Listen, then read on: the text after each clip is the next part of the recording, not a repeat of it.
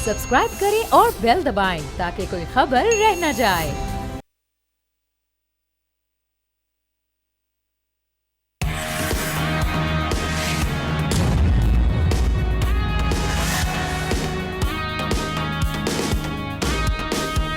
अस्सलामुअलैकुम नाज़रीन, programme news पंच के साथ मैं हूं मुदस्सर इकबाल। इलेक्शन कमीशन की जानिब से नाज़रीन जारी शेड्यूल के मुताबिक मुल्क में सदारती इंतखाब 9 मार्च को होगा। शेड्यूल के मुताबिक सदारती इलेक्शन के लिए पोलिंग पार्लियामेंट हाउस और 4 सूबाई असम्बलियों में होगी। आइन के मुताबिक सदारती इंतखाब का returning officer chief election commissioner होता है। लेकिन सवाल यह है कि क्या सदारती इलेक्शन पर सेनेट की खाली 10 नशिस्तें भी असरअंदाज होंगी? इन खाली नशिस्तों का नुकसान किस उम्मीदवार को होगा? क्या पाकिस्तान पीपल्स पार्टी और मुस्लिम नून के मुश्तरका उम्मीदवार आसिफ अली जरदारी को सेनेट में खाली होने वाली 10 नशिस्तों का ज्यादा नुकसान होगा या नहीं? आसिफ अली जरदारी के लिए इस वक्त एक एक वोट कितना कीमती है, क्योंकि अभी तक वो JUIF और मुत्तहिदा कौमी मूवमेंट पाकिस्तान की हिमायत हासिल नहीं कर सके हैं। सुन्नी इत्तेहाद कौंसिल ने पश्तूनख्वा मिली अवामी पार्टी के सरबराह महमूद खान अचकज़ई को सदारती उम्मीदवार नामजद कर दिया है। सदारती इंतखाब का मुकाबला कितना कड़ा हो सकता है, आज इस सूरत हाल पर हम बात करने जा रहे हैं। हमारे साथ इस वक्त मौजूद हैं नज़ीर लगारी साहब, सीनियर सहाफ़ी तजज़ियाकार हैं। बहुत शुक्रिया नज़ीर लगारी साहब आपके वक्त का। और हमें ज्वाइन किया है डॉक्टर दानिश साहब ने, सीनियर एंकर पर्सन है, तजज़ियाकार। डॉक्टर साहब आपका बहुत शुक्रिया। और हमें इस वक्त ज्वाइन किया है हम्माद रोहेला साहब ने, कानूनदान है, तजज़ियाकार। बहुत शुक्रिया हम्माद साहब आपके वक्त का। और ज़ाहिर शाह शिराजी साहब हमारे साथ मौजूद हैं, इस वक्त सीनियर सहाफ़ी तजज़ियाकार। सबसे पहले नज़ीर लगारी साहब, इस वक्त इलेक्शन कमीशन ने सदारती इंतखाब के हवाले से शेड्यूल दिया है। बज़ाहिर तो नज़र आ रहा है कि जिस तरह वज़ीर आज़म के लिए एक बड़ा वोट बैंक पाकिस्तान मुस्लिम नून के पास है, क्या सदर के लिए भी उतना ही वोट बैंक इस वक्त पाकिस्तान पीपल्स पार्टी के पास होगा?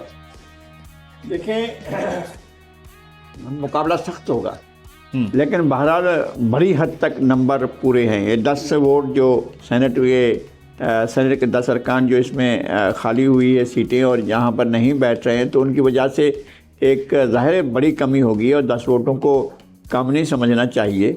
और इस तरह से बाकी भी जो उनके नंबर हैं अपने अपने तौर पर सब ने हिसाब किताब ज़रूर लगाया होगा, देख भी लिया होगा। और महमूद खान अचकज़ई ये एक बहुत बड़ा ज़बरदस्त किस्म का एक कैंडिडेट सामने आए हैं। वो उनकी तरफ से PTI की तरफ से, सुन्नी इत्तेहाद कौंसिल की तरफ से बड़ा दिलचस्प मुकाबला होगा। और दो एक जैसी किसी हद तक एक जैसी सोच के हामिल हैं जनाब आसिफ अली जरदारी और जनाब महमूद खान अचकज़ई। जमहूरियत के सिलसिले में दोनों की कमिटमेंट एक जैसी है। लेकिन आगे इलेक्शन क्या होता है इसके बारे में पेशीन गोई की जा सकती है। सिंध का पूरा वोट बैंक है वो उन्हें मिलेगा, पंजाब में उनकी अक्सरियत है वो उन्हें मिलेगी, जो इत्तेहाद है पीपल्स पार्टी का और नून लीग का, और इसी तरह से कौमी असम्बली में भी उन्हें कामयाबी हासिल होगी। एक खैबर पख्तूनख्वा असम्बली में उन्हें कोई प्रॉब्लम हो सकती है तो ज़ाहिर है वहाँ पर उनके टोटल ख़िलाफ़ वोट पड़ेंगे। ज़्यादातर तो यही होगा कि अक्सरियती वोट उनके ख़िलाफ़ होगा। बलूचिस्तान असम्बली में भी उनकी पोजीशन बहुत वाज़ेह है, बहुत बेहतर है और वहाँ से भी वो जीत जाएंगे। एक सेनेट में 10 वोट कम पड़े हैं तो उसका फ़र्क पड़ेगा, और खैबर पख्तूनख्वा असम्बली में जो है उनको ज़ाहिर है वो भी एक फ़र्क होगा, और इसी तरह से उनका जो है अपना सेनेट में भी फ़र्क पड़ेगा। लेकिन ओवरऑल ये मुकाबला किसी हद तक कह जा सकते हैं कि एक तरफा ही होगा। एक तरफा होगा। डॉक्टर दानिश साहब, बड़ा एक अहम मामला है, बड़ा मुकाबला होगा, लेकिन MQM उसको भी राज़ी पाकिस्तान पीपल्स पार्टी अभी नहीं कर पाई। साथ ही साथ दूसरी जानिब मौलाना फजलुर रहमान हैं, उनके भी महमूद खान अचकज़ई के साथ बड़े अच्छे ताल्लुकात रहे। इस इलेक्शन में ये 10 नशिस्तों के साथ साथ इन 2 जमातों का रोल कैसा हो? देखिए, सबसे पहले तो आइन के आर्टिकल 41(4) के तहत जो है खुफिया बैलेटिंग से सदर का इंतखाब होता है, और 41(3) के तहत प्रोसीजर है, और उसमें जो सूबा सबसे छोटा होता है और उसकी जो सूबाई असम्बली की सीट होती है उससे डिवाइड होती है तमाम सीटें, तो उनका वोटर्स बनते हैं। मैं डिटेल में नहीं जाना चाहता क्योंकि आपके पास टाइम कम है। मैं आपको बहुत ही अहम इशू पे आना चाहता हूँ। पहली बात तो ये है कि आसिफ अली जरदारी और महमूद अचकज़ई में आसमान और ज़मीन का फ़र्क है। मैं इसकी डिटेल नहीं देना चाहता, लेकिन कहने को बहुत कुछ कहा जा सकता है। आगे आता हूँ, अपनी अपनी राय है, मैं अपनी राय दे रहा हूँ। दूसरी इम्पॉर्टेंट बात यह है कि देखिए, सदारती इलेक्शंस में चारों सूबों की और आपके सेनेट और नेशनल असेंबली की सीट होती है, और नेशनल असेंबली और आपके जो सेनेट है उसकी सीटें जो हैं वो तकरीबन 397 सीट जो है वो आपके नेशनल असेंबली और सेनेट की है, और चारों सूबाई की 248 है। लेकिन क्योंकि बहुत सी जगहों पर रिजर्व सीट और बहुत सी जगहों पर इलेक्शंस नहीं हुए हैं, तो इस लिहाज से तकरीबन 645 मेंबर्स हैं। अब जो बहुत ही इंपॉर्टेंट बात जिसका आप जिक्र कर रहे हैं कि 10, देखिए 10 का मसला नहीं है। पाकिस्तान इलेक्शन कमीशन के ऊपर पहले ही गैर जानिबदारी का बहुत बड़ा इल्ज़ाम है, और उसके बाद अब 23 दिन गुजर गए हैं और इन्होंने अभी तक सुन्नी इत्तेहाद कौंसिल की रिजर्व सीट का फैसला नहीं किया है। सुन्नी इत्तेहाद कौंसिल की रिजर्व सीट जो कि तकरीबन 26 सीट बनती है नेशनल असेंबली में, जो कि अगर इनको मिल जाए तो एक एक वोट डाला जा सकता है, और सूबाई तमाम जगहों पर अगर कैलकुलेशन किया जाए जो 65 के लिहाज से और एग्जिस्ट करती हुई सीटें हैं उससे 15 से 19 सीटें इनको मिलती हैं, जिसकी बुनियाद पर ये 40-50 तक जाते हैं, जो कि सदारती इलेक्शन में इसकी बहुत अहमियत है, क्योंकि सदारती इलेक्शन नेक टू नेक हो रहा है। तो इस मौके पे इलेक्शन कमीशन का ये फर्ज था कि वो फैसला कर दे। अगर वो समझता है कि आईनी तौर पर इनको रिजर्व सीट नहीं मिलनी है तो फैसला करे, ताकि ये अदालतों में जाए और अदालत फैसला करे। लेकिन इलेक्शन कमीशन इसको पेंडिंग करके इसलिए बैठा हुआ है। 9 मार्च को आप बताइए कि सेनेट का इलेक्शन है, 40 से ऊपर एक सुन्नी इत्तेहाद के साथ ये नाइंसाफी है, इसलिए हम इसको ला रहे हैं कि हम मेरिट पे बात करेंगे, किसी की हिमायत नहीं करेंगे। मेरिट ये है कि आप 10 सीट का तो रोना रो रहे हैं, आप उस 50 सीट के ऊपर क्या कहेंगे जो इनका हक बनता है, आईनी हक बनता है। नहीं बनता है तो रिजेक्ट करें ताकि ये जाए, पेंडिंग क्यों किया हुआ है। दूसरी तरफ इन सीटों की अहमियत कल के वजीर आजम के इंतखाब में भी थी, लेकिन इसका फैसला नहीं किया जा रहा है, पेंडिंग किया जा रहा है। तो साफ जाहिर है कि सदारती इलेक्शन क्योंकि नेक टू नेक है और 2 बड़े अहम उम्मीदवार सामने आ चुके हैं। महमूद अचकजई साहब की अभी हालिया तकरीर आपके सामने है जो उन्होंने दिया है, और आसिफ अली जरदारी साहब का पूरा किरदार आपके सामने है। दोनों के लिहाज से नेशनल असेंबली के ये जो आपका 6 आपके तकरीबन जो वोटर्स हैं इस बहुत अहमियत के हामिल हैं। ये 10 नशिस्तें तो डॉक्टर साहब बड़ा एक इंपॉर्टेंट आपने पॉइंट उठाया कि 10 नशिस्तें तो एक तरफ हैं, लेकिन रोहेला साहब बाकी जो नशिस्तें हैं वो बड़ा अहम रोल है। वज़ीर आज़म का इंतखाब तो अभी होने जा रहा है, आगे फिर सदारती जो इलेक्शन है उसका भी बड़ा एक अहम मामला है। अगर ये नशिस्तें ही पूरी तरह से ना हों और दी न जाए मेरिट पर तो फिर ऑब्वियसली फिर मसाइल आगे होंगे। जी बिल्कुल, आप ठीक फरमा रहे हैं। डॉक्टर साहब ने बहुत ही खूबसूरती से इस सारे बात को कूजे में बंद कर दिया है, बल्कि शायद जो बातें मैंने करनी थी वो भी तमाम उन्होंने ही कर दी हैं। तो मैं उनकी उन तमाम आर्ग्यूमेंट्स को अडॉप्ट भी करूँगा और मज़ीद आगे ये कहता हूँ कि बिल्कुल सही फरमा रहे हैं, ये आईनी हक है। इस वक्त जो रंग दिया जा रहा है कि पार्टी की लिस्ट नहीं दी गई, तो कानून में ही मौजूद है कि अगर पार्टी की लिस्ट एग्जॉस्ट हो जाए तो फिर आप एडिशनल नाम ले सकते हैं। इस चीज को अगर आप एक्सटेंड आगे करते हैं इस रीजन को, तो क्लियरली जिस किस्म के हालात हैं, सुन्नी इत्तेहाद काउंसिल उस वक्त अपने यूनिफाइड सिंबल पे इलेक्शन नहीं लड़ा था, इसलिए उनको उम्मीद नहीं थी कि ऐसी कोई जरूरत पेश आएगी। लेकिन क्योंकि हालात मुख्तलिफ हो गए तो इसको हम इक्विवेलेंट कर सकते हैं इस बात से कि अगर उनकी तरफ से कोई लिस्ट दी गई है तो हम ये समझ सकते हैं कि वो लिस्ट एग्जॉस्ट हो चुकी है। ऑल्दो उन्होंने लिस्ट नहीं दी, लेकिन इसको एक्सटेंशन में लेके जाते हुए अगर हम इसी प्रिंसिपल को अप्लाई करें तो उनका आईनी हक बनता है। दूसरी बात जो इस सिलसिले में की जाती है कि वो पार्लियामेंट्री पार्टी नहीं है, पार्लिमानी पार्टी नहीं है, तो ना तो कॉन्स्टिट्यूशन, ना इलेक्शन एक्ट और ना ही इलेक्शन रूल्स के अंदर पार्लियामेंट्री पार्टी का जिक्र इस पैराए में किया गया है। पॉलिटिकल पार्टी का जिक्र किया गया है, और पॉलिटिकल पार्टी की जो रूल्स में डेफिनेशन दी गई है पॉलिटिकल पार्टी की, वो डेफिनेशन भी मुतसादम है इलेक्शन एक्ट के। उसके अंदर मजीद लिमिट कर दिया गया है कि पॉलिटिकल पार्टी वो होगी जिसको सिंबल मिला हो यूनिफाइड। इसको भी अगर हम इसी डेफिनेशन को मान भी लें तो ये डेफिनेशन भी एज सच इनके खिलाफ नहीं जाती। वो डेफिनेशन ये नहीं कहती कि उन्होंने उस इलेक्शन सिंबल पे इलेक्शन कंटेस्ट भी किया हो। डेफिनेशन सिर्फ ये कहती है कि वो यूनिफाइड सिंबल उनको एलोकेट हुआ हो, जो कि सुन्नी इत्तेहाद काउंसिल को गालबन हुआ है। और जिस एक और खत का जिक्र किया जा रहा है कि उन्होंने कहा गया कि हमने हमें औरतों की मखसूस हमने औरतों की लिस्ट देने की ज़रूरत नहीं है, तो वो 206 एक्ट के तहत जो है सेक्शन के तहत दिया गया था, जिसमें एक मिनिमम परसेंटेज। तो देख रहे हैं ये कि फैसला जो महफूज हुआ है उसके मुताबिक उनके लिए क्या होता है। लेकिन एक चीज़ आशीष राजी साहब, क्या ये खाली तमाम तर नशिस्तें, चाहे वो सेनेट हो या जो एलोकेशन नहीं हुई है, तो क्या ये असरअंदाज हो सकते हैं और उम्मीद तवक्को हो सकती कि फैसला पहले आ जाए?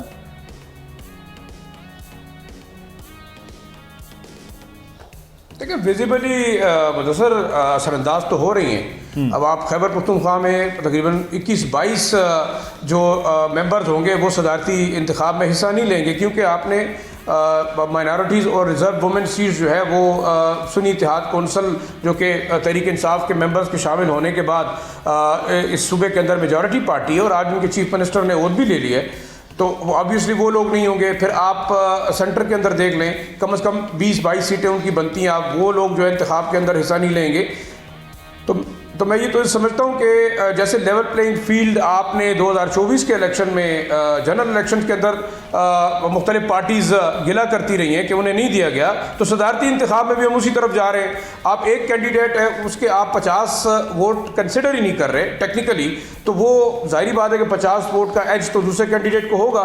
तो महमूद खान जगज़ई साहब तो हम कह सकते हैं कि वो माइनस पे स्टार्ट करेंगे, क्योंकि ये लोग बाकी जैसे डॉक्टर साहब ने कहा कि अगर कॉन्स्टिट्यूशनली आप उन लोगों को अलाउ नहीं करते, इलेक्शन कमीशन जो है वो ड्रैग ऑन कर रहा है, तो इलेक्शन कमीशन का एक रोल जो ऑलरेडी बायस्ड रोल था वो तो इलेक्शन के अंदर भी था, तमाम पार्टीज जो है वो उसको जो है क्वेश्चन कर रही थी। अब यही होगा सदारती इंतखाब के अंदर कि आप जो है लेवल प्लेइंग फील्ड नहीं दे रहे, आप सुन्नी इत्तेहाद कौंसल के कैंडिडेट को वोट डालने का हक ही नहीं दे रहे, तो जाहिर बात है कि फिर इस सूरत में उन 10 सीटों का तो कोई फ़र्क पड़ ही नहींगा। जरदारी साहब जो है पहले ही अपना गेम प्लान और ओवरऑल जितना उनका जो है वो प्लान था उसके मुताबिक चल रहे हैं। और शायद मैं ये समझता हूँ कि सदारती इंतखाबात, सेनेट के इंतखाबात, ये तमाम इफेक्ट होंगे उन रिजर्व सीट की वजह से जो माइनॉरिटीज़ और ख़वातीन की नहीं दी जा रही। तो बात वही है कि अगर आप इससे पहले ये फैसला नहीं करते तो इसका मतलब है कि आपकी इल विल शामिल है। तो इलेक्शन कमीशन का रोल वैसे ही क्वेश्चनेबल है और सदारती इंतखाब के अंदर भी क्वेश्चनेबल होगा। तो अब ज़्यादा जो है वो मामला अहम है, क्योंकि बैक टू बैक अब हुकूमतें भी बन रही हैं। आशीष राज साहब, सेनेट के मामला हों, सदारती उम्मीदवार के लिए जो इंतखाबात हैं उसके लिए भी तो एक इशू है जिस पे अब देखना यह है कि इलेक्शन कमीशन का महफूज करदा फैसला क्या आता है। आगे बढ़ेंगे, एक और स्टोरी जो बड़ी अहम है और मुख्तलिफ सूबों में हम देख रहे हैं हुकूमतें बनती जा रही हैं और आखिरी सूबा सबसे बड़ा रकबे के हिसाब से बलोचिस्तान। पाकिस्तान पीपल्स पार्टी के मुंतखब रुकन सूबाई असम्बली सरफराज बुगटी बिला मुकाबला वज़ीर आला बलोचिस्तान मुंतखब हो गए। कुदरती वसाइल से मालामाल सूबा बलोचिस्तान, जिसके आवाम को एहसास महरूमी ने इस कदर शिद्दत से जकड़ रखा है कि इस जकड़न से सियासी शख्सियात की भी नशोनुमा मुतासर हुई है। यहाँ के मसाइल और उनके हल के बारे में रुकावटों की बात की जाए तो उनकी नज़र में नाकाबिल इलाज अगर कोई मसला है तो वह एहसास महरूमी है, जिसका अदराक होना बहुत ज़्यादा ज़रूरी था। लेकिन सूबे का असल मसला हमेशा से एहसास महरूमी नहीं बल्कि सियासी क़यादत की ज़िम्मेदारियों से मुतल्लिक भी रहा है। चंद रोज़ में बारिशों ने बलूचिस्तान को मज़ीद तबाह व बर्बाद कर दिया। क्या नई हुकूमत बलूचिस्तान के मसाइल हल कर पाएगी? क्या बलूचिस्तान की महरूमियों का ख़ात्मा भी हो पाएगा? नज़ीर लगारी साहब, बड़ा इंपॉर्टेंट क्वेश्चन है। हमेशा से बलूचिस्तान के लफ्ज़ एहसास महरूमी और वहाँ के होने वाले मसाइल और फिर वहाँ की हुकूमत पर आता है। क्या अब की बार नई हुकूमत या पुराना ही बलूचिस्तान और पुराने मसाइल हों? देखें, बलूचिस्तान की सूबाई हैसियत 1970 से सामने आती है और 1970 से पहले कलात रियासत अलग थी और उसके पहले जो है वो एक अलग अलग रियासतें थीं, मकरान, खारान, दसबेला, और उसके अलावा बलूचिस्तान का कुछ इलाका शाही जरगे के तहत था। जब पाकिस्तान का क़याम अमल में आया तो उस वक्त ये सूरत हाल थी। लेकिन बलूचिस्तान पाकिस्तान के क़याम के साथ ही मुख्तलिफ़ किस्म के मुश्किलात का, ऑपरेशंस का सामना कर रहा है और मुख्तलिफ़ अदवार में इनके ख़िलाफ़ ऑपरेशन मुस्तकिल एक कार्रवाई के तौर पर हो रहे हैं। मैं समझता हूँ कि अब स्टेट को सोचना चाहिए, स्टेट के इंस्ट्रूमेंट्स को सोचना चाहिए और तमाम लोगों को सोचना चाहिए जो इस मुल्क के वफाक को चला रहे हैं। तो बलूचिस्तान भी वफाक का एक हिस्सा ही है। बलूचिस्तान वफाक का एक अहम तरीन हिस्सा है, जिसके बारे में और जिनके मसाइल के बारे में हम सरफे नज़र नहीं कर सकते हैं। बलूचिस्तान की मुश्किलात बहुत ज़्यादा हैं और बलूचिस्तान के लोगों के साथ ये जो रोज़ाना की बुनियाद पर मसाइल हैं कि जनाब लापता किए जा रहे हैं, गुम किए जा रहे हैं, लोगों के बारे में जो रोज़ाना की हम बुनियाद पर हमें शिकायतें देखते हैं, फिर बाद दफ़ा ऐसा हुआ है कि कुचली हुई लाशें मिली हैं, तो ये सारा सिलसिला कब बंद होगा? हम ये सवाल करते हैं कि ये 70-75 साल से ये सिलसिला चल रहा है और इक़्तिदार सरदारों और नवाबों और जागीरदारों के हवाले कर दिया गया है कि वही बैठकर फैसला करेंगे, और ख़ुद खान अब्कलात भी उसका हिस्सा रहे हैं और इन तमाम मुश्किलात का वो भी एक हिस्सा रहे हैं, मुश्किलात का हल नहीं रहे हैं। और पाकिस्तान बलूचिस्तान के अवाम के बारे में कभी भी नहीं सोचा गया है। अभी भी इन्होंने मुज़ाकरात की दावत दी है। चीफ मिनिस्टर जो मुंतखब हुए हैं सरफराज बुगटी साहब ने, उन्होंने भी कहा है कि आप कौमी धारे में आ जाएं। भाई वो धारा हमें दिखा दें। हम कहते हैं कि ये कौमी धारा बह रहा है और लोगों को इसमें ले आते हैं कि जनाब प्लीज़ अल्लाह के वास्ते आएँ, ये धारा बह रहा है, इसके अंदर है। हमें वो कौमी धारा नज़र नहीं आता है। अगर नज़र आए तो हम लोगों से भी कहें, बलूचिस्तान के लोगों से कहें कि बलूचिस्तान के लोग आकर शामिल हो जाएँ। बलूचिस्तान बेपनाह मसाइल का शिकार है। बलूचिस्तान के साथ लगातार नाइंसाफ़ियाँ हो रही हैं, एक के बाद एक नाइंसाफ़ी हो रही है, लेकिन हम उनको इंसाफ नहीं दे पा रहे हैं। और अब वो वक्त आ गया है कि हमें फैसला करना है कि हम बलूचिस्तान को किस हैसियत में अपने साथ रखना है। अगर ये हम वफाक में रहते हैं तो वफाक का एक यूनिट है और बहुत अहम यूनिट है, उसके नज़रअंदाज नहीं किया जाना चाहिए और उसकी मुश्किलात कम होनी चाहिए, ऑपरेशन बंद किए जाने चाहिए। बिल्कुल। और डॉक्टर दानिश साहब, यहाँ सवाल है कि बलूचिस्तान की एक तरफ बेपनाह मसाइल हैं जो वहाँ के बलोच लोगों के हैं, साथ ही साथ पश्तून लोगों के हैं, लेकिन बेपनाह वसाइल हैं। वसाइल को भी ऊपर नहीं लाया गया और मसाइल को भी ख़त्म नहीं किया गया। क्या नई हुकूमत सर ये कर पाएगी? देखिए, सबसे पहले तो ये है कि थोड़ी सी बात मैं बता दूं कि बलूचिस्तान के अंदर जो हुकूमत बनती है वो माजी में वहाँ पर जो ताकतवर हिस्सा रहा है वो या तो इलेक्टेबल जो सरदार होते हैं या मजहबी जो जमातें होती हैं, जैसे JUI वगैरह है, जमात इस्लामी है, बहुत स्ट्रॉन्ग रही है या कौम परस्त रही है। लेकिन हुकूमत PMLN और पाकिस्तान पीपल्स पार्टी की इनको मिला के बनती रही है। अभी पिछली दफ़ा बाप थी तो इनको मिला के बन गई। इससे पहले PMLN ने भी हुकूमत की है, ठीक ठाक हुकूमत की है बलूचिस्तान में। पीपल्स पार्टी ने भी हुकूमत की है, ठीक ठाक हुकूमत की है। क्या बलूचिस्तान के मसाइल हल कर दिए थे उस वक्त उन्होंने? अब आइए जरा, ये जो आए हैं सरफराज बुगटी साहब, भाई ये कौन है? ये वज़ीर दाखिला रह चुके हैं। उस वक्त ये पावरफुल वज़ीर दाखिला थे और वज़ीर आला से ज़्यादा इख्तियार रखते थे। अभी तो ये निगरान हुकूमत में थे, फिर इन्होंने पीपल्स पार्टी ज्वाइन कर ली और पीपल्स पार्टी ने इनको फौरी तौर पर चीफ मिनिस्टर बना लिया। क्या इसके आगे बहुत बड़ा क्वेश्चन नहीं है?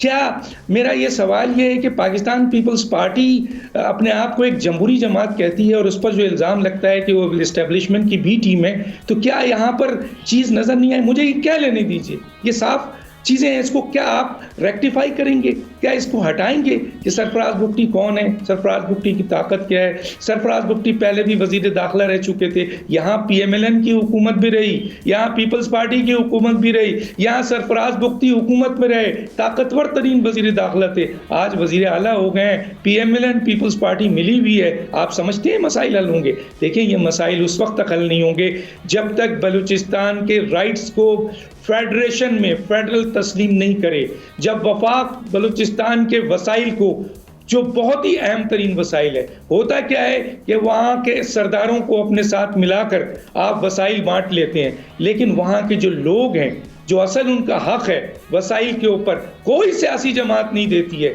कोई हुकूमत उनको नहीं देती है। इसलिए वहाँ मसाइल पैदा होता है। फिर फौज को अपना किरदार अदा करना पड़ता है, क्योंकि फिर ऐसे एलिमेंट जो KPK में और बलूचिस्तान में अपना रिएक्शन करते हैं, जो गलत तरीके से वहाँ के लोगों को इस्तेमाल करते हैं, जो गलत तरीके से पाकिस्तान के उस जोग्राफियाई हदूद को छेड़ते हैं, तो फिर ये फेडरल अपने मफादात, ये सब के सब अपने असासे बनाते हैं, इन वसाइल से अपने जेब भरते हैं, चाहे वहाँ के सरदार हों, चाहे वो वहां के दूसरे किस्म के PMLN और पीपल्स पार्टी के ओहदेदार हों। अब सवाल यह है कि सरफराज बुख्ती के अलावा क्या पाकिस्तान पीपल्स पार्टी के बड़े बेहतरीन किस्म के वहां वर्कर नहीं थे? क्या वजूहत है कि पीपल्स पार्टी ने उनको नॉमिनेट किया? और क्या आप समझते हैं कि बलूचिस्तान का मसला ये हल करेंगे? बलूचिस्तान का मसला अगर कोई हल कर सकता है तो फिर उसको अवाम की ताईद हासिल होनी चाहिए, आइन और कानून की ताईद हासिल होनी चाहिए। तो अवाम की ताईद हासिल जो है वो जिसको होनी चाहिए वो आए, लेकिन अब जो लोग मुंतखब हो गए, चाहे मुस्लिम नून है, JUIFA है या पाकिस्तान पीपल्स पार्टी, 3 बड़ी जमातें वहाँ से कामयाब हुई हैं, एक वज़ीर आला बन गया है। तो ज़ाहिर शिराजी साहब, वसाइल की अभी बड़ी इंपॉर्टेंट डॉक्टर साहब ने बात की है कि जब तक फेडरेशन जो वफाक से अगर ये मामलात ना हो तब तक मामलात क्लियर नहीं होते। लेकिन बलूचिस्तान के अंदर जिस किस्म की तकसीम रही है माजी में भी और अब भी, क्या उसका अजाला कर पाएगी नई हुकूमत?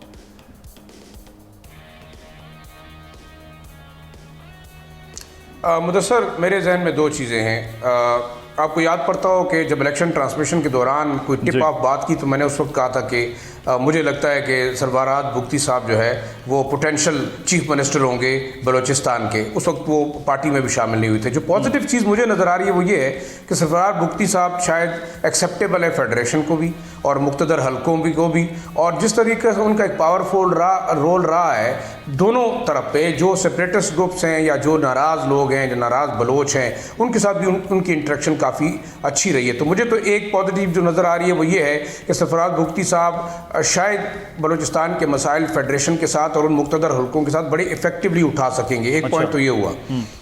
दूसरा, जो मेरी ज़ाती थोड़ी बहुत इंटरेक्शन है उसके बेस के ऊपर आप इसको शायद मेरा ज़ाती तजर्बा कह लें या मेरी ज़ाती राय कह लें, हो सकता है कोई इससे ना इत्तेफाक ना भी करे, लेकिन उसमें यह है कि सरफराज बुख्ती साहब के काफ़ी ज़्यादा उन लोगों के साथ भी एक सोशल और लोकल सतह के ऊपर ट्राइबल रिलेशंस हैं जिनको आप कौमी धारे के अंदर ला सकते हैं। और आपने देखा कि उनके दौर में बहुत सारे लोगों ने, जो टॉप सेपरेटिस्ट ग्रुप्स के लीडर्स थे, उन्होंने बाकायदा अपने हथियार डाले और वो कौमी धारे में आए, जिसकी बात जो है वो जो है लगारी साहब भी कर रहे। तो शायद एक इफेक्टिव चीज़ ये भी होगी। दूसरा, देखिए, बड़ा अहम इशू ये कि गवादर बड़ा इंपॉर्टेंट है। अगले 5 साल के अंदर अगर आपने देखना होगा तो चाइनीज़ इंटरेस्ट हैं, इंटरनेशनल इंटरेस्ट भी शो हो रहे हैं। तो सरफराज बुख्ती साहब क्या उन इंटरेस्ट को सेफगार्ड कर सकेंगे? वो वाकई गवादर को बना सकेंगे एक हब उस सोशल और इकोनॉमिक एक्टिविटी का जिसके बारे में हम प्लान कर रहे हैं? और जो BRI CPEC का प्रोजेक्ट है वो इफेक्टिवली कामयाब होगा।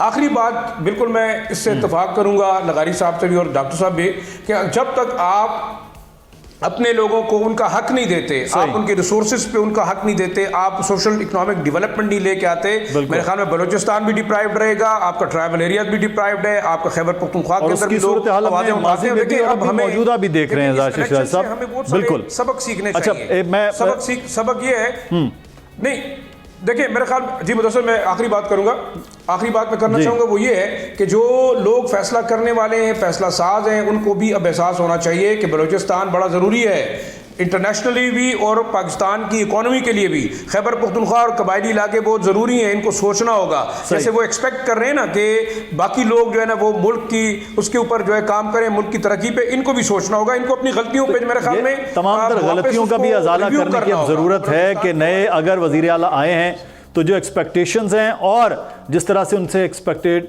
बिल्कुल भी नहीं कुछ लोग कर रहे हैं, उन दोनों चीज़ों को अब वो ठीक सतह पर लेकर आना भी है। रोहेला साहब, माइंस एंड मिनरल हम पिछले तकरीबन 6-8 महीनों से सुन रहे हैं, पाकिस्तान के यहाँ से अरबों डॉलर वो लाए जा सकते हैं। बलूचिस्तान इस हवाले से सबसे आम है, उसके बाद सिंध। तो क्या वाकई ये पूरा एक प्लान है कि बलूचिस्तान को भी तरक्की दी जा सके और बलूचिस्तान की हुकूमत ये कर पाएगी फेडरल के साथ मिलकर, आप समझते हैं?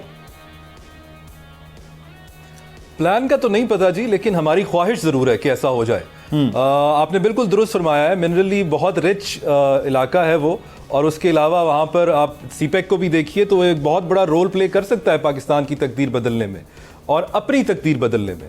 लेकिन जैसा पैनलिस्ट ने फरमाया पहले, वहाँ पर मेरा तो ख्याल ये है कि बलूचिस्तान की सियासत एक आईना होती है हमारी वफाक की सियासत का। जो पूरी सूरत हाल, जी, जो पूरी सूरत हाल, सियासी सूरत हाल हमारे मुल्क में चल रही होती है, वो उसी को रिफ्लेक्ट कर रही होती है। और अगर हम देखें तो बलूचिस्तान की तारीख में ये जो सैंडमैन सिस्टम है, ये कॉलोनियल टाइम से आया हुआ था, जिसको आप कह सकते हैं कि ये पैटर्न और क्लाइंट रिलेशनशिप होता है गोरों ने रखा वहाँ के सरदारों के साथ, उनको एक एडमिनिस्ट्रेटिव रोल दिया, उनको रिकग्नाइज किया, उनको पावर्स दी और बदले में उनसे अपने मकासद पूरे किए।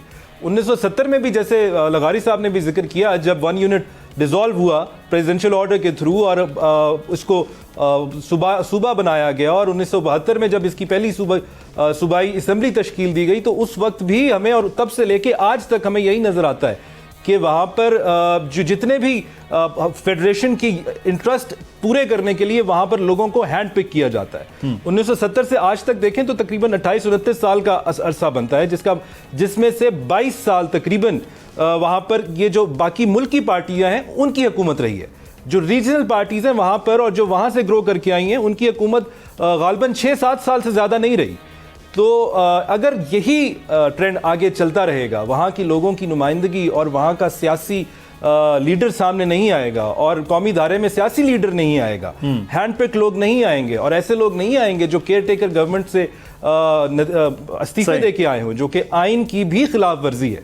इसके ऊपर तमाम कानूनी माहिरीन की राय भी मेरे ख्याल से तो एक तरफ ही है कि ये नहीं हो सकता था, और मैं हैरान हूं कि चलें अब देखते हैं कि नई रोहिला साहब की नई हुकूमत आई है तो एक यंग वजीर वाकई वो उस तरह से कर पाएं जैसे बलूचिस्तान के लोग तवक्को करते हैं कि काश उनके मसाइल भी हल हो पाएं और वहाँ के मुंतखब नुमाइंदों को जो डायरेक्ट फंड्स देने का अमल है वो रुके और वहाँ तरक्याती स्कीमों के ज़रिए काम हो, तो शायद कुछ तब्दीली भी हो सके। यहाँ पर हमें एक ब्रेक लेना है, ब्रेक के बाद वापस आएंगे तो फिर कुछ मज़ीद बात होगी मज़ीद ख़बरों के साथ।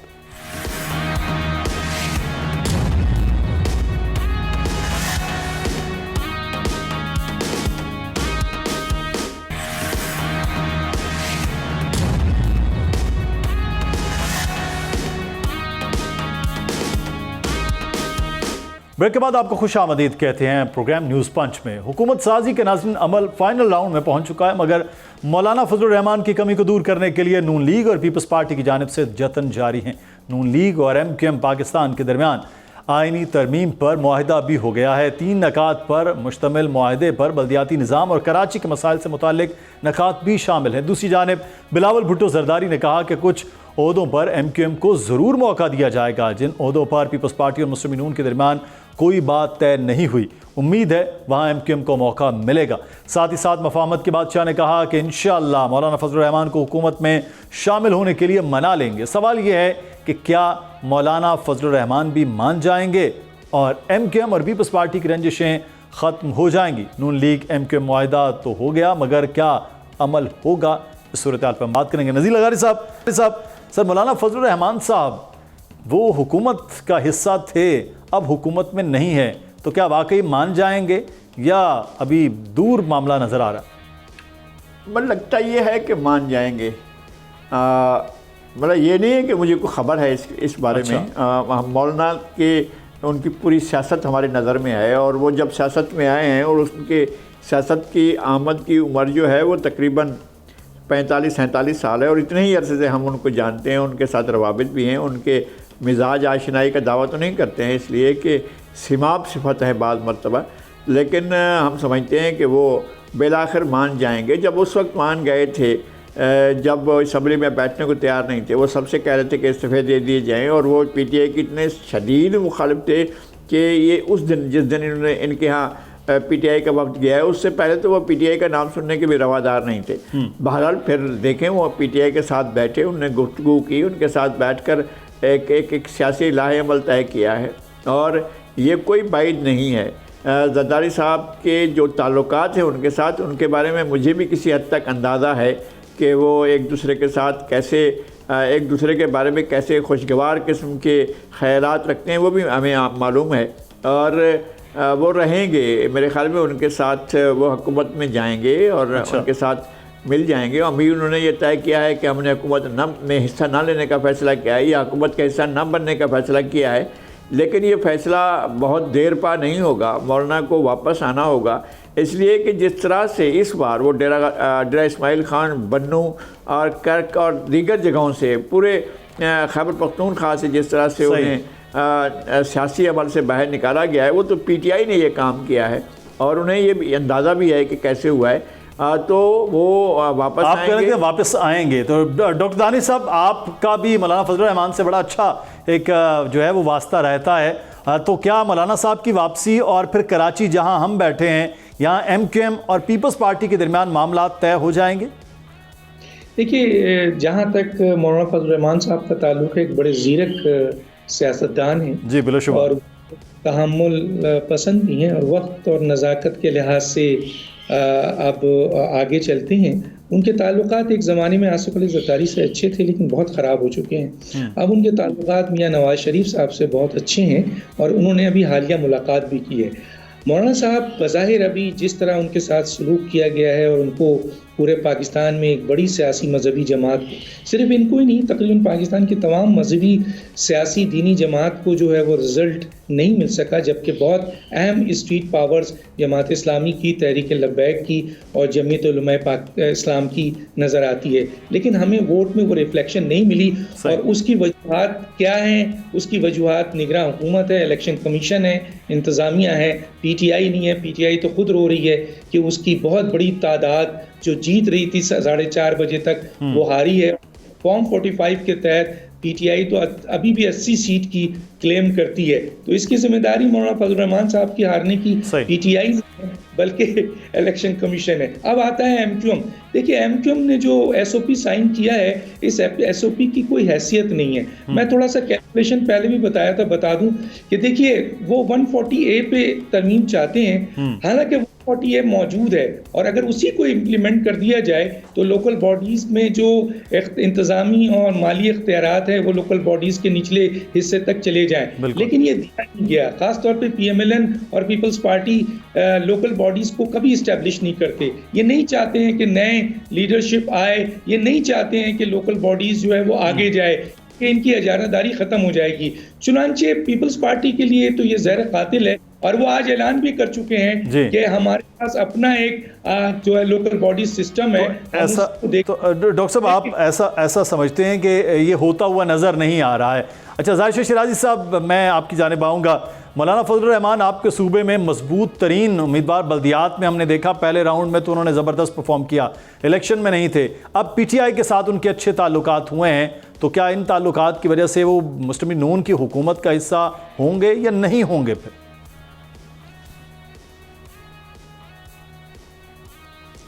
देखिए, मौलाना साहब जो है ना वो सियासत कर रहे हैं। उनका मजहबी जो इन्फ्लुएंस है वो अपनी जगह पे, वो एक मजहबी सियासी जमात है और वो प्योरली सियासत करते हैं। और जैसे कि डॉक्टर साहब ने कहा कि वो बड़े ज़ेरक और इंतहाई होशियार तरीन सियासतदान है, मैं जो समझता हूँ पाकिस्तान की तारीख़ में।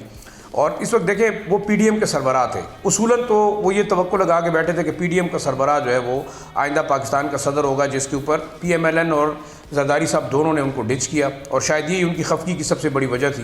दूसरा देखिए, पिछली दफ़ा उनकी 17-18 सीटें थी सूबाई असम्बली के अंदर, बलूचिस्तान के अंदर अभी भी उन्हें अच्छी सीटें ली हैं, लेकिन वो तकरीबन कम अज़ कम 40-42 सीटों के ऊपर रनर्स अप थे।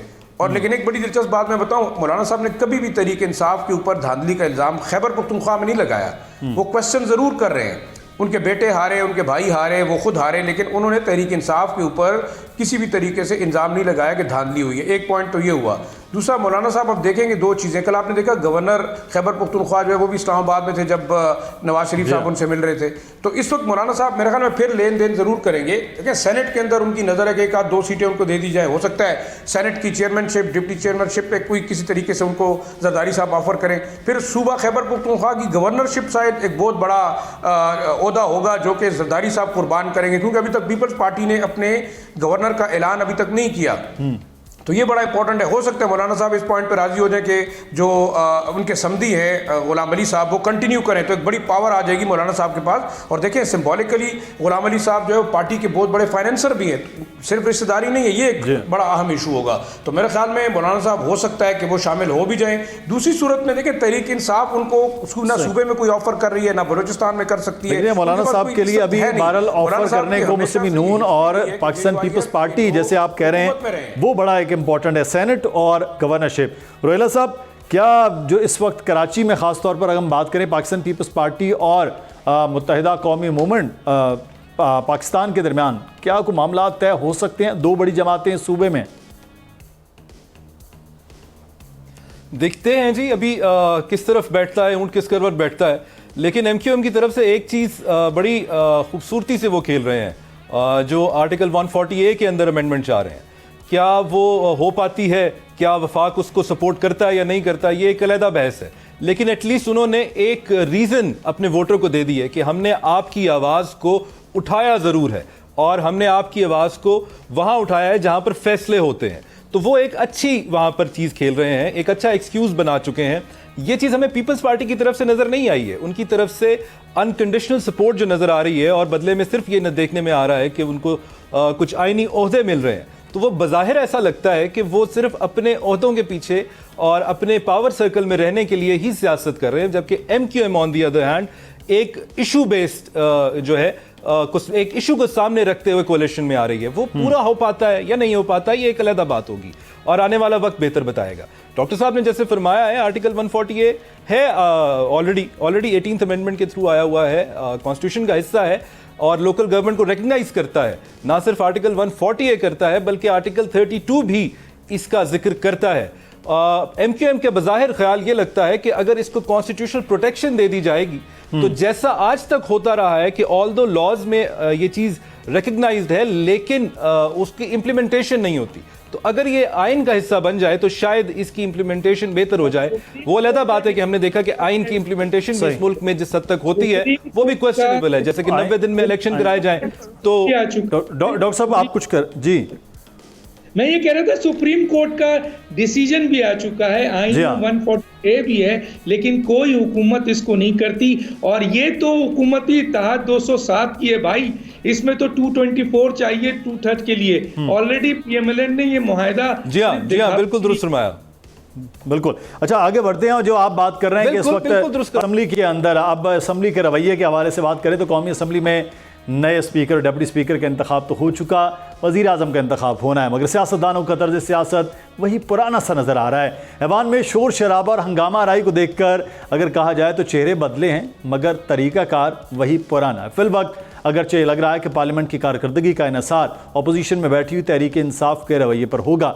PTI की जानिब से जिस किस्म की सियासी गलतियाँ की गई हैं माजी में, तो क्या मौजूदा पार्लियामेंट में उसकी क्या तरीक़ाकार होगा, रवैया क्या होगा, इस पर हम बात करेंगे। सबसे पहले मैं डॉक्टर दानिश आपसे, बहुत कुछ सीख जाते हैं जब बड़े बड़े हादसात होते हैं, तो क्या पाकिस्तान पीपल्स पार्टी जो है वो आप समझते हैं पाकिस्तान तहरीक इंसाफ वो अब कुछ चलन बदलेगा, रवैया बदलेगा पार्लिमानी सियासत का? देखिए, बड़ा अफसोस से कहना पड़ता है कि इमरान खान साहब ने जो KPK में जिस शख्स को वज़ीर आला नामज़द किया और वो उन्होंने हलफ भी उठा लिया है, यहीं से बात की इब्तिदा होती है कि ये वो गलती होगी आगे चल के जो बुज़दार के लिहाज से की थी। क्योंकि अली गंडापुर साहब का रवैया और उनके ऊपर जो इल्ज़ामात और उनका जो एक तर्ज अमल है, इससे PTI का जो इस्टेब्लिशमेंट के साथ बर्फ़ पिघलती हुई मैं सोच रहा था कि अब वक्त के साथ हो जाएगी, वो नज़र नहीं आ रही है। क्योंकि आपने देखा है कि किस तरह का उन्होंने वहाँ पर अपना खिताब किया है और मुसलसल वो बातें कर रहे हैं जो आ रही है। दूसरी तरफ जो पार्लियामेंट के अंदर ये आ तो गए हैं, इन्होंने अपना हलफ भी उठा लिया है, लेकिन उनके लोगों की, मैं डिप्टी स्पीकर जो लड़ रहे थे उनकी स्टेटमेंट सुन रहा था, वो कह रहे हैं हम मफाहमत के लिए नहीं आए। तो भाई आप किस लिए आए हैं? तो मुझे नहीं लगता कि जो बड़ी बड़ी गलतियां PTI ने एक ज़माने में अदम एतमाद जो आइनी तरीक़ेकार था उसको नहीं माना, उसके बाद उन्होंने पंजाब असम्बली डिसॉल्व की, फिर KPK की, फिर पंजाब के वज़ीर आला का मसला, और अब आने के बाद अब उनको सुलझ जाना चाहिए, अब उनको एक मैच्योर अमल करना चाहिए। हालांकि उनके वज़ीर आज़म के जो कैंडिडेट हैं या असद कैसर हैं वो बड़े अच्छी गुफ्तगू कर रहे हैं, लेकिन हम ये भी देख रहे हैं कि किस तरीके से वो वहाँ पर नकाब पहन के आ रहे हैं, तो किस तरीके से झंडे उठा रहे हैं, किस तरीके से पार्लियामेंट के तकद्दुस को, हालांकि माजी में भी मुख्तलिफ सियासी जमातों ने यहाँ पेपर जलाए हैं, पर्दे जलाए हैं, दुपट्टे जलाए हैं, दुपट्टे छीना गया, सब कुछ हुआ है। लेकिन अभी हम उम्मीद कर रहे थे कि जिस तरीके से PTI क्राइसिस से आई है, जिस तरीके से नई PTI का रवैया होगा, लेकिन डॉक्टर साहब वो सीखे लेकिन नजर नहीं आ रहा। नज़ीर लगारी साहब, पार्लियामान सबसे मुकद्दस और सबसे सुप्रीम, यहीं पर सब कुछ होना है, तो क्या यहाँ पर रवैया अपोजिशन और हुकूमत का कुछ तब्दील देख रहे हैं आप? एक तो ये है कि मैं PTI के रवैये से मायूस नहीं हूँ। मुझे सबसे ज़्यादा गुमान ये था कि जिस तरह उनका दावा था और जिस तरह से वो कह रहे थे पहले रोज़ से कि वो इलेक्शन के नताइज को नहीं मानते, तो मेरा ख्याल ये था कि वो मौलाना फजलुर रहमान वाली लाइन लेंगे और कहेंगे कि हम ऐवान में नहीं आते। उन्होंने नहीं किया ऐसा, बल्कि वो ऐवान में आए। फिर ऐवान के लेकिन एहतजाज आज भी वो किया उन्होंने सर, बिल्कुल किया है, लेकिन तमाम प्रोसेस में हिस्सा लिया, इलेक्शन में हिस्सा लिया उन्होंने। कल फिर इलेक्शन में हिस्सा लेने के लिए जा रहे हैं वो, उसके लीडर ऑफ द हाउस के इलेक्शन में भी और स्पीकर और डिप्टी स्पीकर के इलेक्शन में हिस्सा लिया। फिर बाकी दोनों सूबों में भी उन्होंने बाकायदा इलेक्शन में हिस्सा लिया। Leader of the house Punjab assembly में, leader of the house KP assembly में, वहाँ तो ज़ारे मंतखब भी हुए हैं और वहाँ चीफ मिनिस्टर भी बन गए हैं। वो इस सिस्टम में शामिल हो चुके हैं और सिस्टम के साथ चल रहे हैं।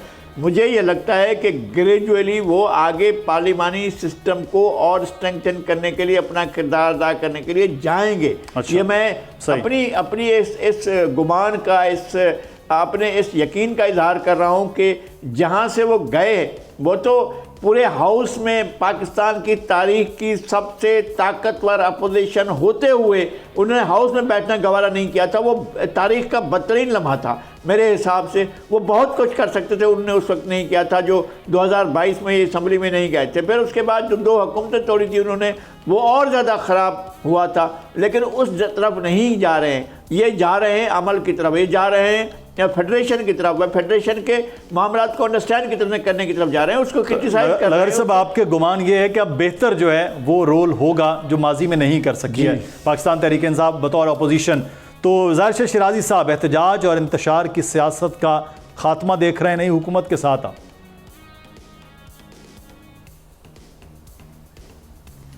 देखिए, मेरे ख्याल में ये पाकिस्तान की सियासी जमातों के लिए एक बहुत बड़ी सरप्राइज़ होगी, जो मेरी ज़ाती राय है।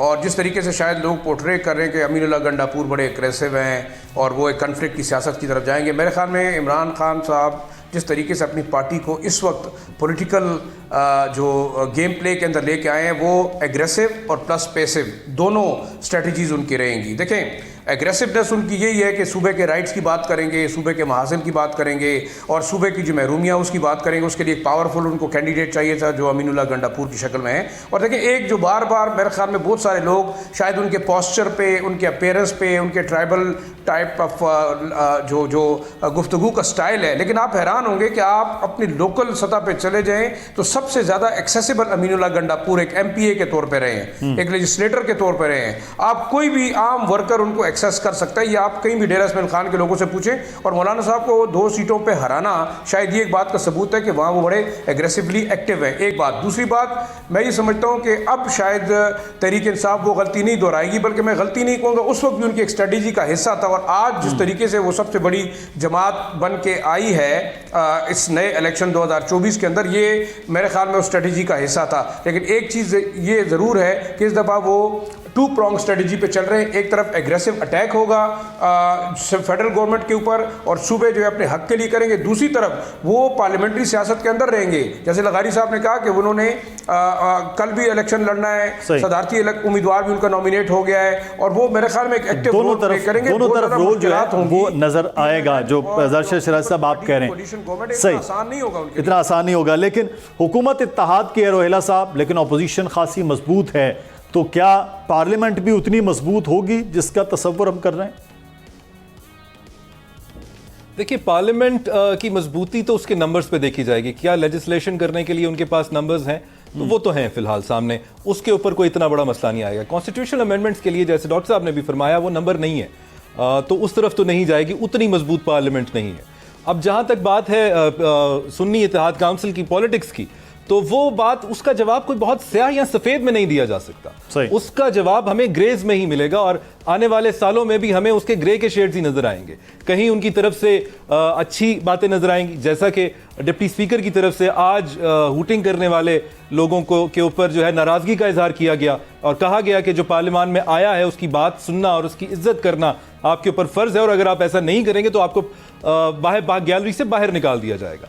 दूसरी तरफ जो कल एक बदनुमा वाकया सामने आया, उस किस्म की चीजें भी हैं, उसके ऊपर भी हम चाहते हैं कि गंडापुर साहब की तरफ से स्टैंड उतना ही एग्रेसिव लिया जाए जितना एग्रेसिव स्टैंड वो इस वक्त बानी PTI के लिए ले रहे हैं। अगर तो ये चीज, इन चीज़ों को बैलेंस करके वो सामने चलेंगे तो उनको भी फ़ायदा होगा, उनकी जमात को भी फ़ायदा होगा, और उससे ज़्यादा इंपॉर्टेंट बात यह है कि उनके वोटर को भी फ़ायदा होगा, अवाम को फ़ायदा होगा।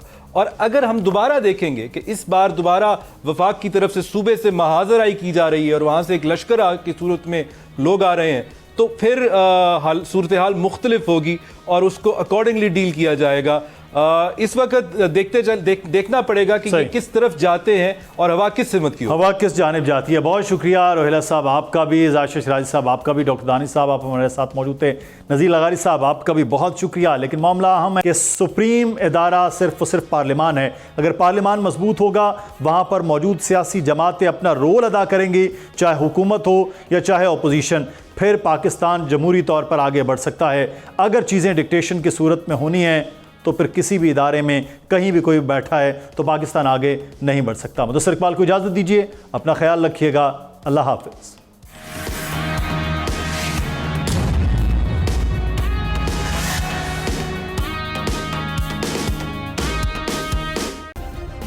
सब्सक्राइब करें और बेल दबाएं ताकि कोई खबर रह न जाए।